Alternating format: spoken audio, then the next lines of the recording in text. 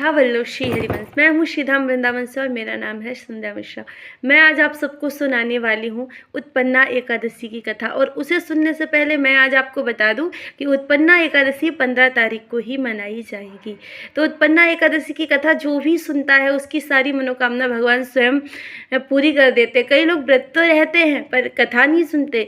कथा अवश्य ही सुने। जिस दिन हम व्रत करें उस दिन कथा, उसकी महिमा अवश्य सुने। तो उत्पन्ना एकादशी का मतलब ही है कि आज के दिन ही उत्पन्ना एकादशी, आज के ही दिन एकादशी मैया हम सब वैष्णवों पे कृपा करने के लिए भगवान के समीप आकर कृपा करी। और भगवान ने उन्हें ऐसा आशीर्वाद दिया कि आज से जो भी एकादशी की कथा सुनेगा, गाएगा, इस व्रत का पालन करेगा, उसकी सारी मनोकामना तुम्हारे शरण में आते ही पूरी हो जाएंगी और करोड़ों सूर्यों के समान उसे फल भी प्राप्त होगा।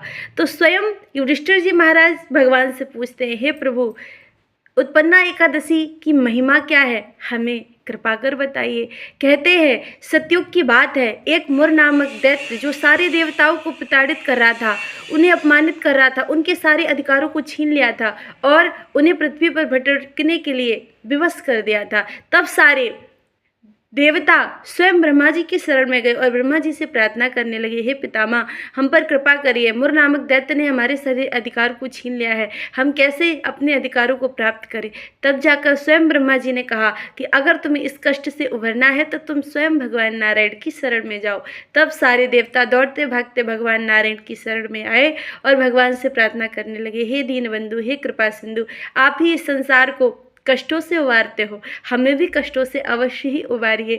तब जाकर भगवान ने कहा, हे देवराज, अगर आप सब मेरी शरण में आए हो तो मैं तुम्हें इन कष्टों से अवश्य ही उबारूंगा। तुम जाओ, पुनः तुम्हें सारे अधिकार प्राप्त होंगे। तब देवराज प्रणाम कर सारे देवताओं के साथ वहाँ से चले गए। तब भगवान स्वयं नारायण कई वर्षों तक मुर नामक दैत्य से युद्ध करते रहे, लेकिन भगवान को अपने भक्तों पर कृपा करनी होती है। भगवान ने मुर नामक दैत्य का वध नहीं किया, अपितु उससे युद्ध करते करते भगवान हिमालय पर चले गए। हिमालय पर जब गए तो मुर नामक दैत्य वहाँ भी आ गया। भगवान ने क्रोधवश उसे देखा तो भगवान के ही स्वरूप से एक स्त्री का स्वरूप प्रकट हुआ, जिसे कहते हैं एकादशी। और एकादशी मैया आई और उन्होंने मुर नामक दैत्य को समाप्त कर दिया।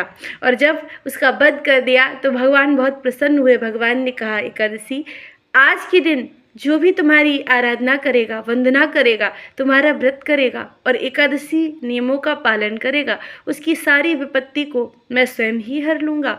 और शरण में आए हुए जितने भी भक्त एकादशी का पालन करेंगे उनकी सारी मनोकामना पूर्ण हो जाएंगी, उन्हें तीर्थों में स्नान करने का फल प्राप्त होगा। इसलिए इस एकादशी को बड़े ही श्रद्धा भाव से हर एक वैष्णव जन को करना चाहिए। इस एकादशी में हमें भगवान नारायण के साथ माँ लक्ष्मी की आराधना करनी चाहिए और हर एक वैष्णव को भगवती तुलसी मैया की आराधना अवश्य ही करनी चाहिए। तो सब प्रतिदिन उठे, तुलसी जी को जल दें, बंदन करें, धूप दें, उनकी आराधना करें, भगवान का अर्चन करें, भगवान का वंदन करें और कथा को अवश्य ही सुने। राधा वल्लभ श्री हरिवंश। ये वीडियो अगर आपको जरा सी भी अच्छी लगी हो तो हम जैसे वैष्णवों पर कृपा कर इस चैनल को सब्सक्राइब करें, लाइक करें और कमेंट्स करें। राधा वल्लभ श्री हरिवंश।